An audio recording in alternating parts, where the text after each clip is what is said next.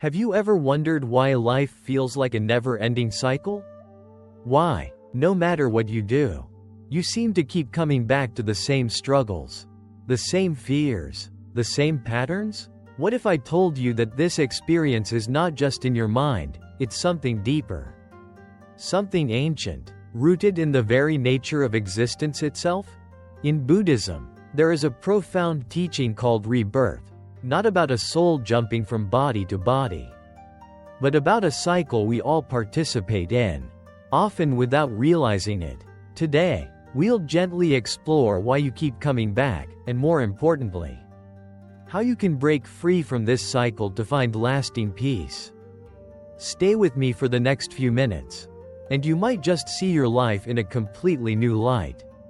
Life often feels like a cycle that keeps repeating itself. You wake up, face your challenges, experience moments of joy and pain, success and failure, only to find yourself back at square one again and again. Have you ever wondered why this happens? Why do we seem to keep coming back to the same patterns? The same struggles? Why can't we just break free? In Buddhism, this question is addressed through a profound teaching called rebirth. But rebirth here doesn't mean what many people think. It's not about a soul that jumps from one body to another. Rather, it's about a continuous process, a flow of consciousness and causes and conditions that carry forward, much like one flame lighting another. The flame is not exactly the same, yet it's not entirely different either. The Buddha did not ask his followers to believe anything blindly. Instead, he invited them to observe, to investigate, to understand for themselves. Rebirth is not a story to be accepted on faith. It is a natural consequence of how life unfolds. By understanding rebirth deeply, we come to see why life feels cyclical, and more importantly, how to free ourselves from this cycle. But what exactly is rebirth in Buddhism? How is it different from other beliefs? And why do we keep returning? This exploration is the beginning of a path toward true freedom. Before diving in, it's important to realize that rebirth is not something to fear or to push away. It is a truth revealed through direct experience and mindful observation. Everyone experiences some form of cyclic existence, whether through emotions, relationships, or life situations that repeat themselves in various forms. This cycle is called samsara, the endless flow of birth, death, and rebirth. Samsara is not a place out there, but a process within our own minds and hearts. It is the ongoing cycle of craving, aversion, and ignorance that keeps us caught in patterns of suffering. Samsara spins because of three deep-rooted forces called the three poisons: greed, hatred, and delusion. Greed drives us to cling to what we like, wanting more and more. Hatred pushes us to reject or harm what we dislike. And delusion clouds our understanding, causing us to misperceive reality, including the nature of ourselves. Together, these forces keep the wheel turning. Every action, every thought motivated by these poisons creates what is called karma, a chain of cause and effect that shapes our present and future experiences. Karma is neither reward nor punishment. It is simply the natural consequence of our actions. You might ask, if there is no eternal soul, then what exactly is being reborn? Buddhism teaches that the self is not a fixed, permanent entity. Instead, what we call the self is a collection of five aggregates: form, our body, sensations, perceptions, mental formations, and consciousness, all constantly changing. Rebirth is the continuation of these ever-changing processes. Like one wave leading to another in the ocean. It's a flow, not a fixed thing jumping from one life to the next. Understanding this can bring a deep sense of peace, because it reveals that we are not trapped by a rigid identity. We are dynamic, and freedom is possible. Recognizing this, the Buddha encouraged us to awaken, to see through the illusions that bind us. The cycle of rebirth is not a curse but an opportunity for growth and awakening. And by walking the path he taught, we can gradually loosen the chains of samsara and find lasting peace. In the next section, we will explore the mechanics of samsara more closely, how it operates, and why it keeps us coming back again and again. This understanding is essential on the journey toward liberation. The cycle of existence, the endless turning of the wheel we call samsara, is something most of us experience without fully understanding why it keeps going. We feel trapped by recurring patterns, by the weight of old habits, by the sense that life is just repeating itself. No matter how hard we try to change. But what is really behind this cycle? What powers it? And why does it seem so difficult to break free? Samsara is not an abstract concept removed from daily life. It is the reality of human experience when we live without awareness. It's the continuous coming and going of birth and death, pleasure and pain, gain and loss. But most importantly, it's driven by forces within our own mind, forces that push us to act in certain ways, that shape our experiences moment by moment and life by life. At the core of this cycle are what the Buddha called the three poisons: greed, hatred, and delusion. These aren't just feelings or emotions. They are deep-rooted tendencies that distort our perception and drive our behavior in ways that cause suffering, both for ourselves and for others. Greed is the endless craving, the desire to possess, to cling to things or experiences that bring us pleasure or security. It's a hunger that never seems to be satisfied. This craving causes us to attach ourselves to people, objects, ideas, even identities, hoping to find lasting happiness there. But because all things are impermanent, clinging only leads to frustration and loss. Hatred is the flip side of greed. It's the force of aversion, rejection, or anger toward what we dislike or fear. When we meet obstacles or challenges, instead of understanding or accepting them, hatred causes us to push away, resist, or react destructively. This only strengthens the cycle of suffering, because it breeds conflict and unrest in our own minds and in the world around us. Delusion, the third poison, is the fundamental misunderstanding of reality.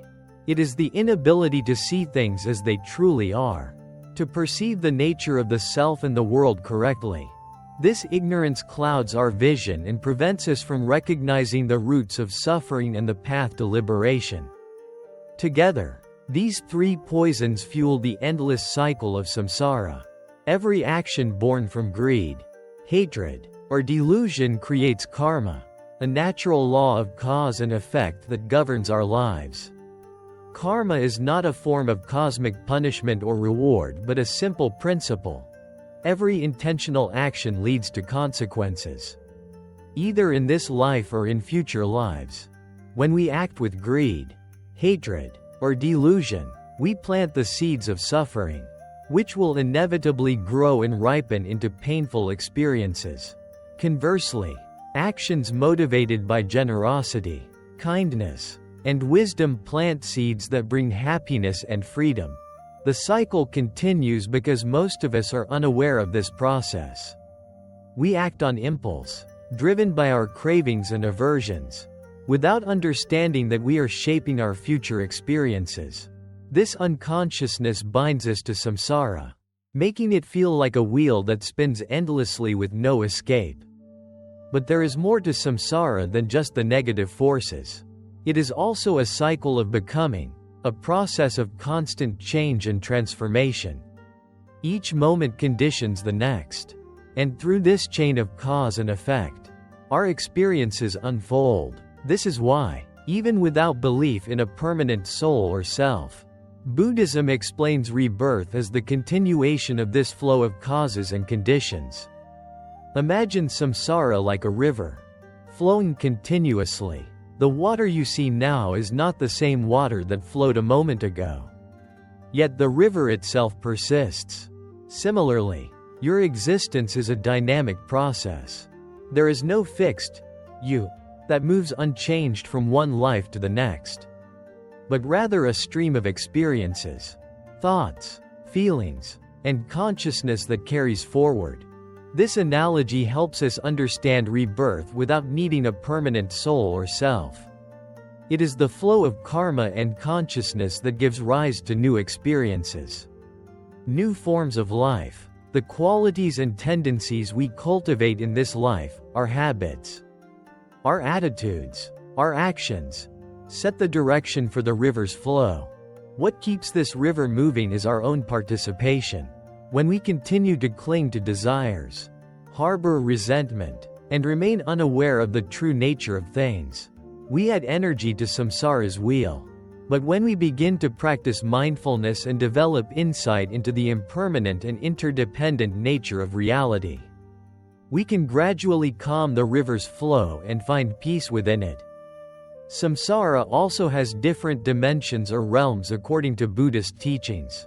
These realms are not necessarily physical places but can be understood as different states of mind and existence where beings experience the fruits of their karma. These include heavenly realms of pleasure, realms of jealousy and conflict, the human realm, animal existence, hungry ghosts, and realms of intense suffering. Our life in the human realm is considered especially precious and rare, because it offers the unique opportunity to understand samsara and practice the path toward liberation. In other realms, beings may be too overwhelmed by pleasure, pain, or confusion to develop the wisdom necessary to escape the cycle. The suffering we experience in samsara is often compared to a flame flickering in the wind, fragile, changing, and easily extinguished when conditions shift. Recognizing this fragility can inspire us to seek stability and lasting happiness beyond fleeting moments of pleasure or pain. Understanding the mechanics of samsara is both sobering and hopeful. Sobering because it reveals how much of our suffering is self-created, rooted in patterns of greed, hatred, and delusion. Hopeful because it means that through awareness and intentional action, we can change these patterns and find a way out of the cycle. The Buddha's teachings offer practical methods to do this, by cultivating mindfulness, ethical conduct, wisdom, and compassion. These qualities help weaken the three poisons and dissolve the bonds of karma that tie us to samsara. In the process, we learn to see ourselves and the world with greater clarity and kindness. We begin to respond to life's challenges with calm and understanding instead of reactivity and fear. Step by step, we transform the river of samsara from a turbulent torrent into a peaceful stream. In the next section, we will explore more deeply the role of karma, the law of moral causation, that drives rebirth and shapes our experiences in this life and beyond. Understanding karma gives us the key to taking responsibility for our own journey and making conscious choices that lead to freedom. Until then, hold gently to the idea that samsara is not a trap but a condition, one that can be understood and ultimately transcended through insight and practice. Let's take a closer look at karma, the force that propels samsara and connects one life to the next. Karma literally means action, and in Buddhist thought, it refers specifically to intentional actions of body, speech, and mind. These actions leave an imprint on our consciousness, influencing the circumstances we encounter now and in future existences. Karma is often misunderstood as a system of reward and punishment imposed by an external authority. However, it is much simpler and more natural than that. Like planting a seed in a garden, every action we take plants a seed that will bear fruit in time. If the seed is nourished, it grows into a healthy plant. If neglected, it withers. The same applies to our actions. Kindness, generosity, honesty, and compassion plant seeds that ripen into happiness and peace. Harm, deceit, greed, and cruelty plant seeds that lead to suffering and confusion. The results of karma are not always immediate. Some fruits appear quickly, while others may take years. even lifetimes, to manifest. Because of this delayed effect, it can sometimes seem that life is unfair or random. But from the perspective of karma, everything is connected through cause and effect. We may not see the full picture, but the threads of our past actions are woven into the fabric of our present experience. This understanding invites us to take responsibility. We are not helpless victims of fate. Rather, we are active participants in shaping our future. Every moment presents an opportunity to sow positive seeds by choosing actions rooted in wisdom and compassion. When we act without awareness, driven by greed, anger, or ignorance, we reinforce the cycle of suffering.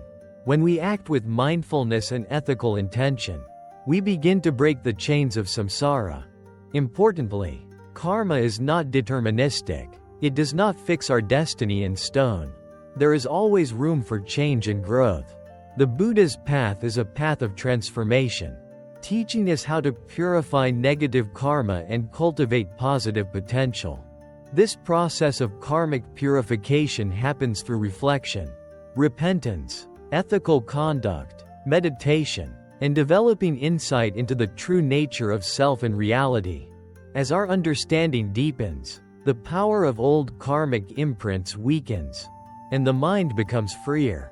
In this way, karma links the present to past and future. But it also offers a doorway out of samsara. By changing our intentions and actions now, we influence the course of all our experiences. It is also important to realize that karma is personal. No one else can bear the results of your actions, nor can you bear the results of theirs. Each being's karma is unique, based on their own deeds and choices. This means that compassion and non-judgment are essential. Understanding karma encourages us to be kind and patient with ourselves and others. Recognizing that everyone is on their own path, learning and growing in their own time. The concept of karma also helps explain why life circumstances differ so greatly. Why some are born into hardship while others enjoy comfort. These conditions arise from complex karmic patterns. Some from past lives, others from this lifetime. But no matter the circumstances, the opportunity for awakening is always present.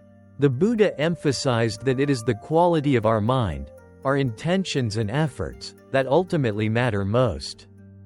In the coming sections, we will examine the nature of self in relation to rebirth, and how understanding the illusion of a fixed identity can liberate us from suffering.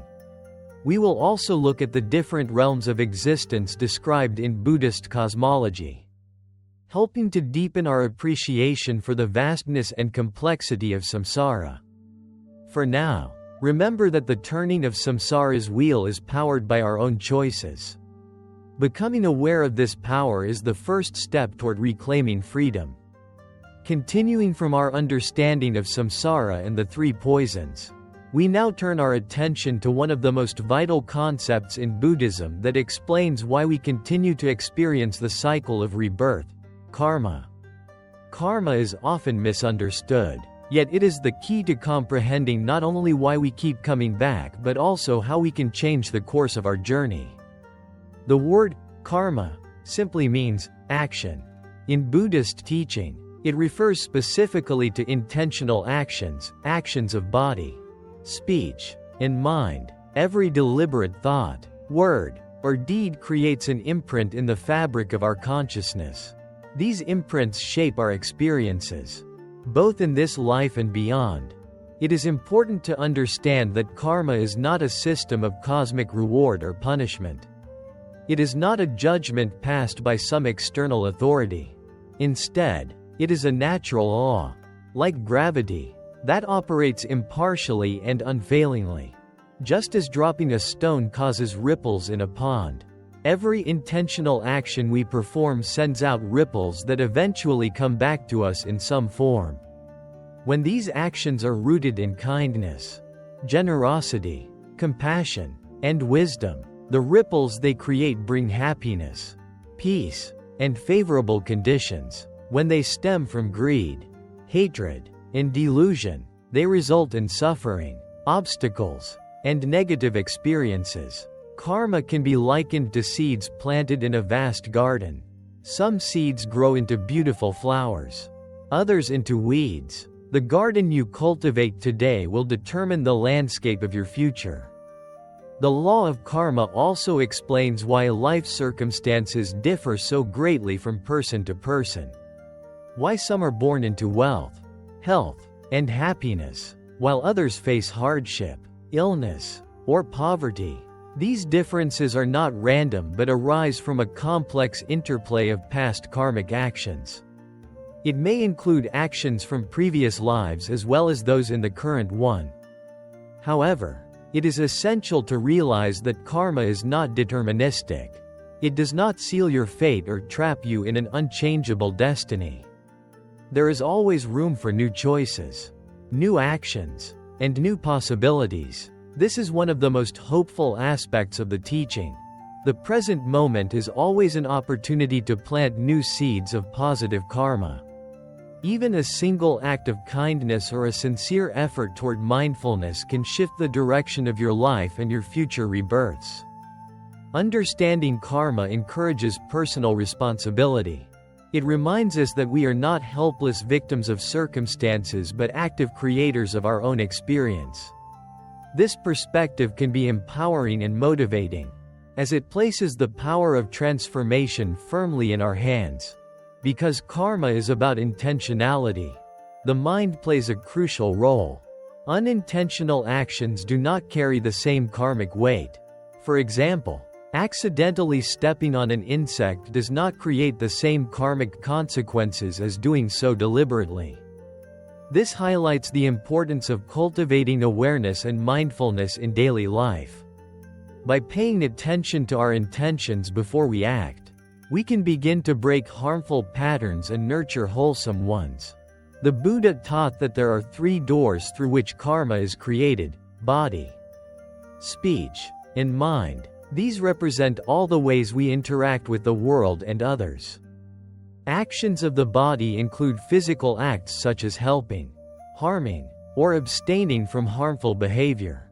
Speech covers what we say, truthfulness, harsh words, gossip, praise, or silence. Mind actions are the intentions, thoughts, and attitudes behind our actions. Even thoughts of greed, jealousy, or hatred plant karmic seeds. Karma is cumulative and complex. Some results of actions ripen quickly, while others take time, sometimes many lifetimes, to manifest. This can make it difficult to see direct cause and effect in everyday life. Because of this, Buddhism teaches patience and perseverance. We may not see immediate results, but the seeds we plant are always growing beneath the surface. An essential point to remember is that karma is personal. The results of your actions belong to you alone. No one else bears the consequences of your deeds. And likewise, you cannot bear the karma of others. This understanding leads to compassion and non-judgment. When we realize everyone is creating their own karma based on their intentions and actions, we learn to be kind to ourselves and others. It also helps dissolve blame and victimhood.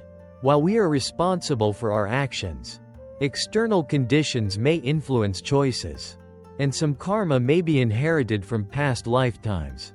This calls for balance, neither blaming nor excusing, but facing our situation with honesty and courage. Karma can be purified and transformed. The Buddha provided many methods to cleanse negative karma, including ethical living, meditation, confession, and making amends. Repentance is not about guilt or self-condemnation but sincere recognition of harmful actions and commitment to change. Through meditation and mindfulness, we develop insight into the nature of reality and our patterns, which weakens the hold of past karma. Acts of generosity and compassion create positive karma that can counterbalance negative tendencies. By following the Noble Eightfold Path, especially right action, right speech, and right mindfulness, we cultivate wholesome karma and gradually free ourselves from the binds of samsara. It is also important to understand that karma is not fate or predestination. The future is shaped by present actions. And even deeply ingrained karmic patterns can be changed through effort and insight. Each moment offers a chance for transformation. No matter what your past karma may be, you have the capacity to choose differently now. The awareness of karma can deepen our sense of responsibility and encourage us to live more mindfully and ethically. It can help us develop patience with ourselves and others, knowing that all beings are on their own karmic journeys. As we grow in understanding, we begin to see how interconnected we all are. Our actions affect not only ourselves but those around us and the wider world. This awareness naturally inspires compassion and the wish to help others awaken from suffering. The teaching of karma is not meant to create fear or fatalism but to illuminate the path to freedom. It invites us to be active participants in our own liberation and to cultivate a heart and mind that create positive ripples throughout existence. In the next section, we will explore the question that often puzzles many: if there is no permanent self, then what exactly is reborn? Understanding this leads to a profound insight that can transform our entire view of life. Until then, hold gently to the truth that your intentions and actions matter deeply. They are the seeds from which your future unfolds. In the previous sections, we explored the nature of samsara, the endless cycle of birth and death, and the role of karma, the law of moral causation that drives this cycle forward. Now, a question often arises that puzzles many people: if there is no permanent, unchanging self or soul, then what exactly is reborn? How can there be a continuation without something fixed to carry on?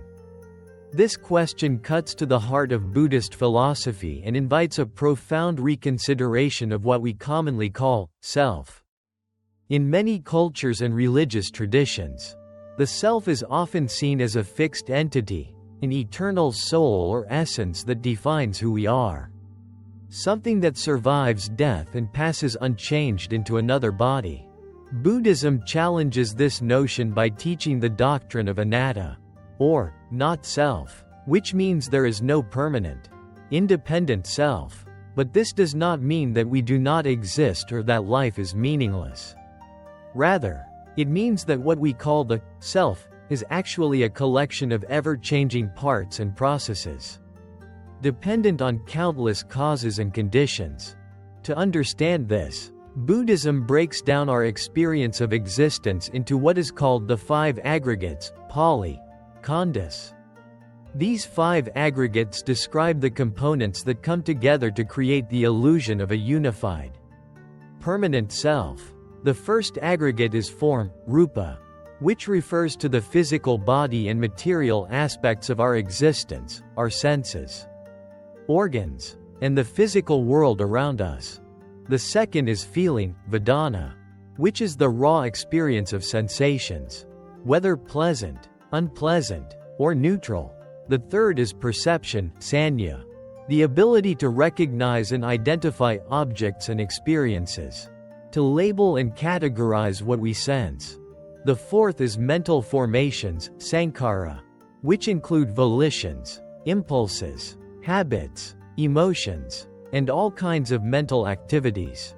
The fifth and final aggregate is consciousness, vijnana, the awareness or knowing aspect of the mind, the process that registers sensory input and mental events. These 5 aggregates arise together, interact, and change moment to moment, creating the experience we call I or me. But none of these alone or combined forms a permanent, unchanging self. They are all impermanent and interdependent. The analogy often used is that of a chariot. A chariot is not a single, unchanging thing. It is a collection of parts, wheels, axles, a frame, and so on, that come together temporarily and serve a purpose. If you remove any one part or change the assembly, it's no longer the same chariot. Similarly, the self is a convenient label for the 5 aggregates functioning together. but there is no fixed essence underlying them. Understanding this is critical to grasping rebirth in Buddhism. What continues from one life to the next is not a soul or fixed identity but a stream of consciousness, a process conditioned by karma. This stream of consciousness is like a flame passed from one candle to another. The flame is not the same, nor is it entirely different. It is a continuation of energy, conditioned by previous causes. In this way, rebirth is the continuation of this causal process. When one life ends, the momentum of karma and consciousness gives rise to a new existence.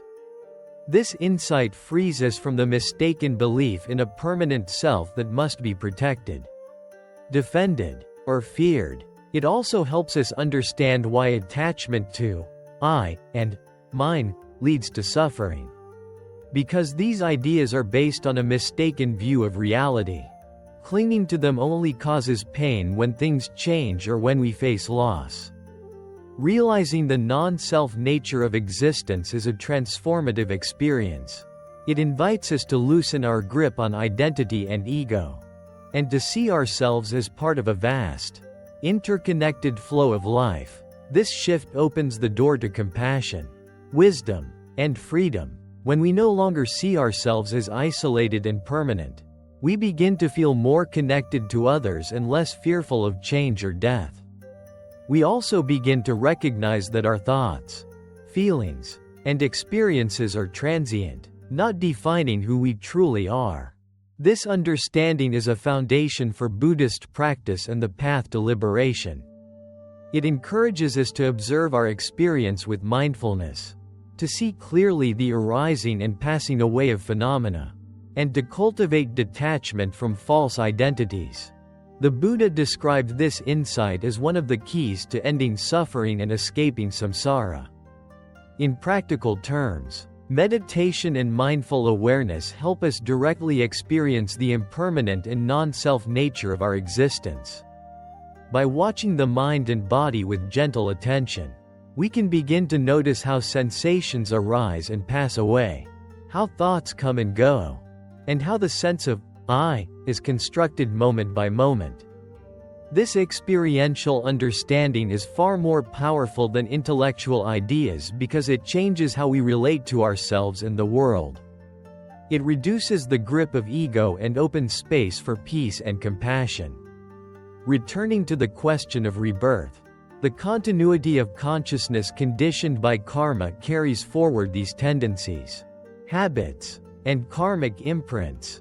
These imprints influence the circumstances of our next life and the experiences we will have. They shape our tendencies, personalities, and even the conditions of birth. This view emphasizes that rebirth is not about a fixed entity moving from one life to another but a causal process linking moments and lives. It also explains why memories of past lives are rare or unclear, because there is no permanent self to remember. Only a stream of conditioned consciousness. The focus in Buddhism is not on proving or disproving literal past lives but on understanding the processes that cause suffering and how to end them. The teachings invite us to examine our present life, our mind, and our actions, to cultivate awareness, and to reduce craving and attachment. As we do so, the cycle of rebirth gradually weakens and can ultimately cease. The cessation of rebirth is called nirvana, a state beyond suffering and the cycles of samsara. In this state, the fires of greed, hatred, and delusion are extinguished, and the mind rests in perfect peace. This is the ultimate goal of Buddhist practice. Knowing this, we can approach the concept of rebirth with curiosity and openness, not fear. It is an invitation to wake up from the illusions that keep us trapped and to step into freedom. In the next section, we will explore the different realms or modes of existence described in Buddhist cosmology, which help us understand the variety of experiences beings may have within samsara. We will see how these realms are not necessarily physical places but states of consciousness and conditions influenced by karma. For now, Hold gently to the insight that the self is not fixed but fluid. That rebirth is a process of causal continuation. And that understanding this opens the path to liberation. In our journey through understanding rebirth and the nature of the self, we've reached a point where it's essential to explore the various realms or modes of existence described in Buddhist teachings. These realms help us grasp the wide spectrum of experiences that beings may encounter within the cycle of samsara. While these realms may sound like distant or mythical places, it's important to know that in Buddhism they can also be understood as different states of consciousness and conditions shaped by karma. The traditional Buddhist cosmology describes 6 realms of existence, each representing distinct modes of experience and types of suffering or happiness. These are not fixed destinations but rather potential states we can find ourselves in, depending on our actions and mental habits. The first realm is the realm of the gods, or the heavenly realm. This realm is characterized by great pleasure, longevity, and comfort. Beings here enjoy blissful lives with abundant resources and little pain. Yet, despite the pleasure, this realm is still within samsara and subject to impermanence. The gods eventually fall from this realm when their accumulated karma runs out, showing that even great happiness does not guarantee liberation. Next is the realm of the demigods or jealous gods. Beings in this realm experience pleasure but are consumed by jealousy and rivalry, constantly comparing themselves to others. Their lives are marked by conflict and dissatisfaction despite their power. The third realm is the human realm. This is considered especially precious in Buddhism because it balances pleasure and pain, providing the ideal conditions for spiritual practice. Human life offers opportunities for learning, growth, and awakening that are less accessible in other realms. The fourth realm is the animal realm, where beings experience ignorance and vulnerability. Animals live with instinctual behaviors and limited understanding, often subjected to suffering and danger. This realm symbolizes states of confusion and helplessness. The fifth realm is the realm of hungry ghosts. These beings are characterized by insatiable desire and craving, often depicted with large stomachs and tiny mouths, symbolizing endless hunger and dissatisfaction. This realm reflects states of extreme attachment and unfulfilled desires. The sixth realm is the realm of hell beings, characterized by intense suffering and torment. These realms symbolize mental states of rage, hatred, and despair, where beings endure great pain. Understanding these realms helps us recognize that the experiences of pleasure or pain, joy or suffering, are influenced by the karma we create through our actions, thoughts, and intentions. It also reminds us that no realm is permanent or ultimately fulfilling. All are part of samsara's turning wheel, and liberation means freedom from all of them. Importantly, these realms can also be interpreted metaphorically as states of mind. The heavenly realm represents blissful but often complacent or distracted states. The jealous god's realm mirrors envy and competitiveness within us. The human realm is the balanced state where we have the awareness to choose growth. The animal realm reflects ignorance and instinct. The hungry ghost realm shows craving and addiction. The hell realm represents intense anger and despair. By seeing these realms as mental states, we can relate the teachings to our daily lives and personal experiences. We can observe moments when our mind shifts between these states and understand how karma shapes our inner world. The teaching of these realms encourages us to cultivate wholesome karma that leads to happier, freer states and to develop wisdom and compassion that help us transcend all realms. Buddhism also teaches that we have the ability to influence our future existence through the choices we make now. Through ethical conduct, meditation, and insight, we create the conditions for favorable rebirth or even the cessation of rebirth altogether. The preciousness of human life is often emphasized because it provides the opportunity to practice the path and break free from samsara. This realization inspires gratitude and motivation to use our time wisely. It reminds us that our actions matter deeply, not only for ourselves but for all beings interconnected with us. The Buddha's teachings on the realms also highlight the importance of compassion.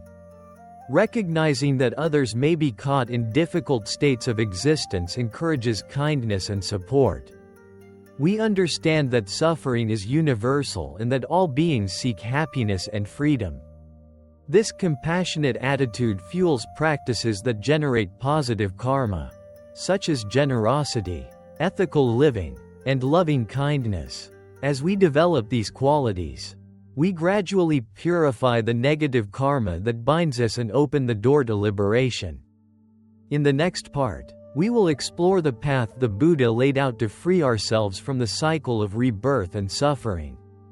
We will look at the practical steps and attitudes that can transform our lives and lead us toward awakening. For now, keep in mind that the 6 realms represent the many faces of samsara. Both outside and within, understanding them deepens our awareness of how our actions and mind states shape our journey. It invites us to cultivate mindfulness, wisdom, and compassion, which are the keys to stepping beyond the cycle. Having understood the nature of samsara, karma, the non-self, and the various realms of existence, we now arrive at the heart of Buddhist teaching, the path to liberation. The Buddha not only described the cycle of rebirth and suffering but also offered a practical way to transcend it. This path, often called the Noble Eightfold Path, is a guide to ethical living, mental cultivation, and wisdom that leads to freedom from suffering and the cycle of rebirth. The Noble Eightfold Path consists of 8 interconnected practices, grouped into 3 core categories: ethical conduct, mental discipline, and wisdom. Each aspect supports and enhances the others, creating a balanced approach to transforming body, speech, and mind. The first category is ethical conduct, which includes right speech, right action, and right livelihood. Right speech involves speaking truthfully, kindly, and constructively. It encourages avoiding lying, gossiping, harsh words, and idle chatter. By cultivating wholesome speech, we build trust, reduce conflict, and create harmonious relationships. Right action refers to behaving in ways that do not cause harm to others or ourselves. It means refraining from killing, stealing, and sexual misconduct. Practicing right action helps us cultivate respect, compassion, and integrity in our daily lives. Right livelihood involves earning a living through means that do not cause harm or injustice. This encourages us to choose professions that align with ethical values, avoiding work that exploits, harms, or deceives others. Together, these aspects of ethical conduct lay a foundation for a life free from causing suffering, both externally and internally. Living ethically purifies our karma and creates positive conditions for spiritual growth. The second category is mental discipline, which consists of right effort, right mindfulness, and right concentration. Right effort involves cultivating wholesome mental states and abandoning unwholesome ones. It means actively nurturing kindness, compassion, and wisdom while letting go of greed, hatred, and delusion. Right mindfulness is the practice of being fully present and aware of our body, feelings, mind, and mental objects. Through mindfulness, we observe our experience without judgment, noticing how thoughts and emotions arise and pass away. This clarity helps us understand the impermanent and non-self nature of phenomena. Right concentration refers to developing deep, focused states of meditation. Through concentration, the mind becomes calm, stable, and clear, allowing us to see reality more directly and profoundly. Mental discipline practices strengthen our ability to transform the mind, reduce suffering, and cultivate insight. The third category is wisdom, composed of right view and right intention. Right view involves understanding the true nature of reality, including the Four Noble Truths, karma, and impermanence. This understanding guides our actions and attitudes toward freedom. Right intention means cultivating intentions free from greed, hatred, and harmfulness. It involves developing intentions of renunciation, goodwill, and harmlessness. Together, wisdom aspects shape the motivation and insight necessary for awakening. Following the Noble Eightfold Path is not about blind faith or rigid rules. It is a practical guide rooted in direct experience and mindfulness. By integrating these practices into daily life, we gradually weaken the three poisons that bind us to samsara. It is important to note that this path is gradual. Transformation does not happen overnight but unfolds step by step, moment by moment. Patience, persistence, and compassion for ourselves are essential. Another key practice supporting the path is cultivating the four Brahmaviharas, also known as the four immeasurables or divine abodes. These are loving kindness, metta, compassion, karuna, sympathetic joy, mudita, and equanimity, upekkha. Loving kindness is the genuine wish for all beings to be happy. Compassion is the deep empathy for those who suffer and the desire to relieve their pain. Sympathetic joy is the heartfelt rejoicing in others' happiness and success. Equanimity is the balanced, peaceful mind that remains steady amid life's ups and downs. Practicing the Brahmaviharas softens the heart, breaks down barriers of self-centeredness, and opens us to connection and healing. Meditation practices, such as mindfulness of breathing, walking meditation, and loving kindness meditation, support the cultivation of these qualities and the development of insight. By observing our thoughts, emotions, and bodily sensations with non-judgmental awareness, we learn to understand their impermanent nature and reduce attachment. This insight helps loosen the grip of craving and aversion, which fuels suffering and rebirth. The Buddha also emphasized the importance of ethical generosity, dana, both in material and spiritual forms. Generosity helps counteract greed and self-centeredness, creates positive karma, and fosters a sense of interconnectedness. A heart inclined toward giving and service naturally aligns with the path of liberation. One of the most profound teachings related to the path is the realization of emptiness, sunyata. This insight reveals that all phenomena, including the self, lack inherent, independent existence. Everything arises dependent on causes and conditions, without fixed essence. Understanding emptiness dissolves attachments and rigid views, freeing us from suffering born of clinging. Though this concept can be intellectually challenging, it becomes clear through meditation and direct experience. Together, the ethical conduct, mental discipline, and wisdom of the Noble Eightfold Path, supported by loving kindness and generosity, offer a comprehensive approach to liberation. They transform not only our future rebirths but our present moment experience.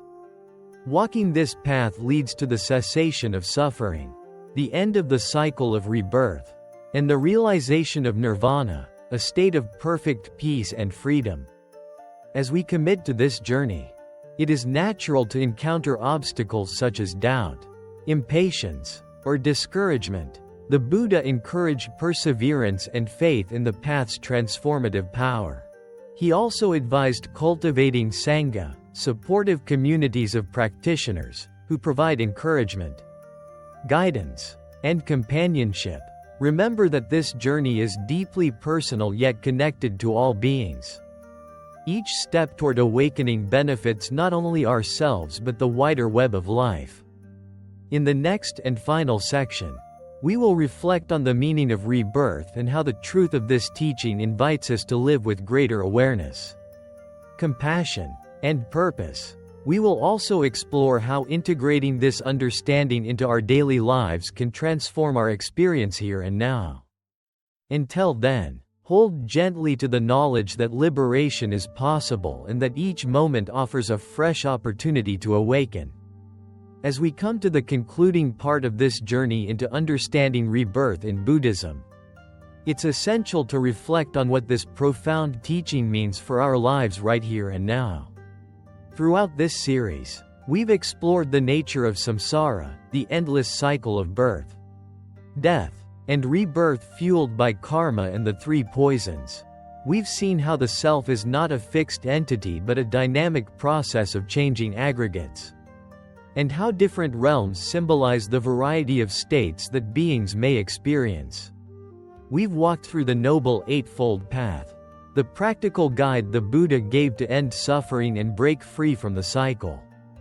But now, the question arises: how do we bring this understanding into our daily lives? How does knowing about rebirth change the way we live, think, and relate to ourselves and others? First, this teaching invites us to live with greater awareness and mindfulness. Knowing that every action we take, every word we speak, and every thought we cultivate has consequences beyond the immediate moment encourages us to be more present and intentional.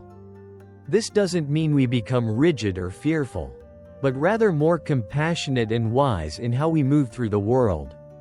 Each moment is an opportunity to create positive karma, to plant seeds of kindness, patience, and generosity that will nourish ourselves and others.